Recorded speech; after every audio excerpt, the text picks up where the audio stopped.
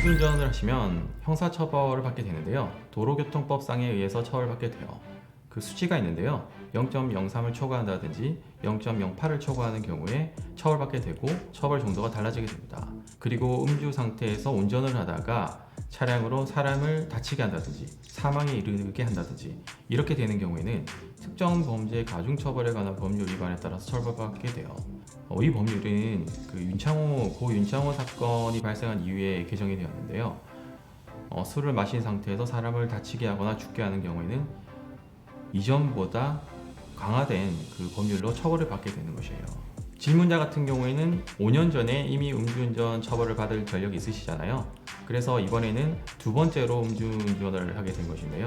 음주운전을 한 것뿐만 아니라 사람을 다치게 했기 때문에 약식 기소, 벌금으로 끝날 가능성이 매우 낮습니다. 최근 실무에는 이런 경우에 두 번만 단순 음주를 해도 정식 재판으로 가고 있어요. 정식 재판으로 가면 검사는 반드시 실형을 부용해요. 검사는 징역형을 선고해달라고 자기 의견을 이야기하게 됩니다. 그렇게 되면 판사도 이 영향을 받을 수밖에 없어요. 만약 혈중 알코올 농도가 취소 수치가 나왔고 상대방이 많이 다쳤고 합의가 되지 않는다면 실형이 나올 수도 있습니다. 음주운전 같은 경우에는 형사처벌과는 별개로 행정처분도 받게 되는데요.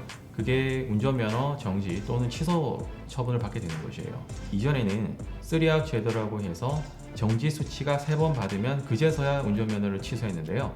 이제는 2아웃으로 바뀌어서 정지 수치가 2번 나왔다 하더라도 운전면허를 취소합니다. 질문자 같은 경우에도 5년 전에 이미 취소 처분이 됐었고 이번에 두 번째로 음주운전을 한 것이기 때문에 운전면허가 취소가 됩니다. 택시 운전을 하시는 분이신데요. 그렇기 때문에 운전면허가 취소가 돼서 생계에 매우 곤란한 상황에 처하게 되실 텐데요. 이렇게 음주운전 구제를 하는 방법에는 두 가지가 있어요. 먼저 이의신청 제도라고 하는 것이 있는데요. 경찰서에 이의신청을 해서 나는 생계형 운전자임을 입증을 해서 구제를 받는 것이에요. 만약에 취소 수치라면 정지 수치로 내려가고 정지 수치라면 감경을 받게 됩니다. 그리고 두 번째는 행정심판 또는 행정소송을 제기하는 것인데요. 정식으로 이러한 과정을 거쳐서 구제를 받으시면 계속해서 면허를 유지할 수 있으십니다. 음주운전 구제 신청을 한다 하더라도 그 가능성이 높지는 않습니다. 이렇게 생계형 운전자 같은 경우에 그 확률을 조금 높여주는 것에 불과한데요. 생계형 운전자가 아니라면 대부분 음주운전 구제에서 기각이 된 경우가 많아요. 그런데 특별히 생계형 운전자다.